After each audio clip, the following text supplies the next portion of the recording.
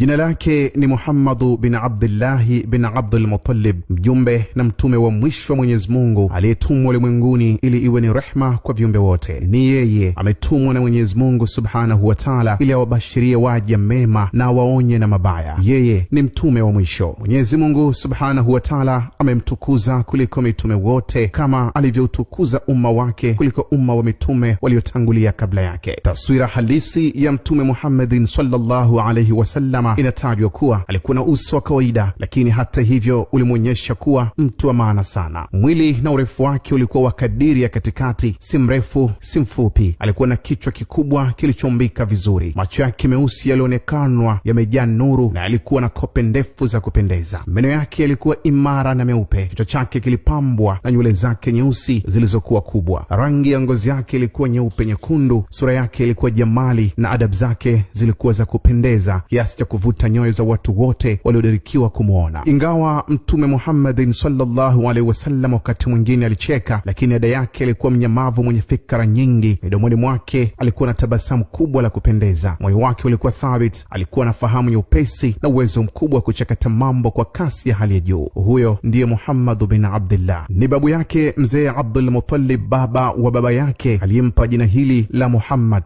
yani mwenye kusifiwa. Tukirudi nyuma ya wakati zaidi ya simulizi hii, baba mzazi wa mtume Muhammadin sallallahu alaihi wasallam, Abdullahi mwana wa Abdul Muttalib, alipokuwa na umri wa miaka 25, katika baadhi ya riwaya nyingine katika umri wa miaka 17, alimwoa Bi Amina bintu Wahabi. Masikini Abdullahi hakukadiriwa kuishi muda mrefu. Inatajwa alikaa muda mfupi sana katika ndoa yake, kisha akafanya safari ya kibiashara katika mji wa Sham. Baada ya kuondoka Abdullahi mwana wa Abdul Muttalib, huku nyuma mkewe alianza kuhisi hali ya ujauzito. Yumkini hamu yake Bi Amina na shauku kubwa ilikuwa ni kumwelezea mumewe akirudi salama kutoka Sham hali aliyonayo, lakini kwa kadari ya Allah, Abdullahi akiwa njiani kurejea katika mji mtakatifu wa Makka akapatwa na maradhi, na ndipo alipotembelewa na malakul maut. Inatajwa ni miezi 7 tu baada ya ndoa yao. Hii ni kabla ya uzao wa mtoto wake wa kipekee Muhammad bin Abdullahi, na hapo ndipo mtume wetu akapata uyatima angali tumboni mwa mama yake. Wakati mama Amina bintu Wahabi akisubiri kumpa taarifa mume wake juu ya ujauzito wake, aliletewa taarifa za kuhuzunisha kuwa mumewe ameshatawafu dunia na ameshazikwa pia. Piga picha mwenyewe ni michomo gani michungu ilichoma kwa mama huyu baada ya taarifa hiyo. Mtume Muhammadin sallallahu alaihi wasallam alizaliwa akiwa yatima katika mji wa mbali wa maili 40 kutoka kwenye ukingo wa bahari nyekundu, bahari ya Sham. Mtume alizaliwa mjini, lakini sehemu kubwa ya umri wake wa miaka 4 ya mwanzo wa udogo wake alileleka kijijini, kiasi cha umbali wa maili 30 hadi 40 kutoka Makka. Hii ni kwa kuwa watu wa Makka walikuwa na utaratibu wa kuwapeleka watoto wao wanaozaliwa nje ya mji wa Makka, yani mashambani. Ada na desturi hii ya Waarabu kuwapeleka watoto kulelewa mashambani ilijengeka kwa miaka na mikaka, na sababu zilikuwa ni mbili tu. Mosi, mashambani ndiko kuna mazingira safi yaliyosheheni hewa safi yenye afya. Kutokana na hewa hii safi na chakula freshi, watoto huwa na afya njema. Pili, wakazi wa mashambani ndio waliokuwa kizungumza lugha fasaha ya Kiarabu. Hivyo mtoto anayekulia huko hupata fursa ya kujifunza na hatimaye kuzungumza lugha safi ya Kiarabu. Hivyo bwana mtume Muhammadin sallallahu alaihi wasallam, Allah mshushia rehma na amani, mara baada ya kuzaliwa alinyonyeshwa na mama yake Bi Amina bintu Wahabi kwa siku kadhaa, kisha akanyonyeshwa na Bibi Thuwaibat Aslamia ambaye alikuwa ni mjakazi wa ammi yake mtume Abu Lahabi. Baada ya hapo ndipo waliamua kumtafutia mlezi na mnyonyeshaji kama ilivyokuwa dada yao, wakampata Bibi Halimatu Saadia. Bibi huyu alimchukua bwana mtume na kwenda kuishi naye katika kitongoji cha Bani Saad kwa muda wa miaka 2 akimnyonyesha. Alimwachisha ziwa baada ya miaka 2, na hili liashiria kuisha kwa mkataba na kulazimika kumrejesha mtoto kwa mama yake. Kutokana na jinsi mama huyu mlezi alivyompenda mwanawe huyu wa kumlea, kwa sababu ya baraka walizopata tangu kuanza kumlea mtoto huyu, alimsihi sana mama yake mtume amruhusu aendelee kuishi na kumlea mtoto huyu mwenye baraka. Kwa kuzingatia yote haya, mama yake mtume alimkubalia Bibi Halimatu Saadia aendelee kumlea mtume kwa kipindi kingine cha miaka 2. Je, nini kilifuata baada ya hapo? Majabu gani aliajabiwa wakati huo baada ya mtume kurejeshwa tena kwa mara ya pili kwa Bi Halimatu Saadia? Usikose kufuatilia sehemu ijayo ili usipitwe na simulizi hii tamu.